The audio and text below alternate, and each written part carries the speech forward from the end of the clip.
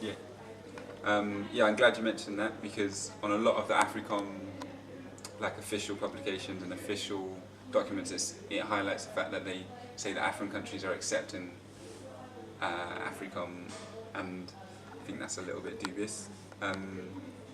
Yeah, and you touched upon it a bit on your answer to the last question, and I think, especially when we look at history, and I think the idea of having military bases, foreign military bases in African countries, impinges on their sovereignty a bit. So I was wondering if you could say, do you think Africom, the potentiality of Africom and American bases in African countries impinges on African countries' sovereignty?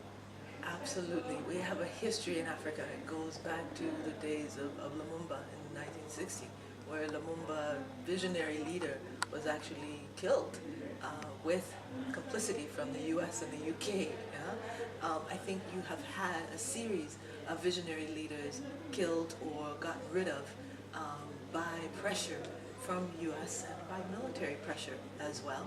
And people installed, again, in the case of the Congo, you know, Mobutu was installed and propped up, given military hardware and machinery and financing and training, really creating a machinery of repression.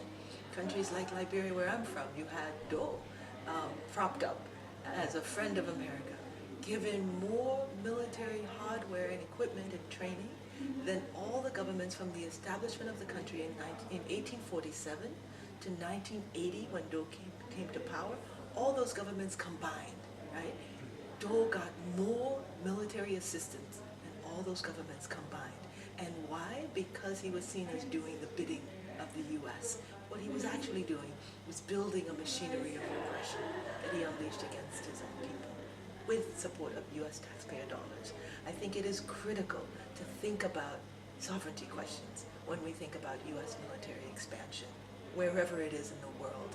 And I think we have to hold up countries like Ecuador that are essentially saying no to the US military expansion, pushing to close the US military base there, understanding that what it's brought has been environmental destruction with unspent arsenal all strewn through the military bases.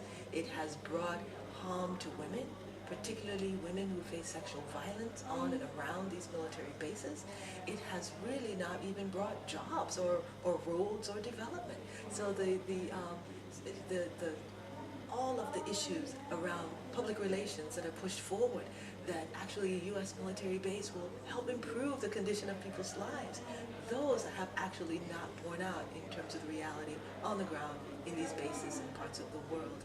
And what has happened have been questions of sovereignty being undermined wherever it is, whether it's Okinawa in Japan or any of the bases where the U.S. currently is.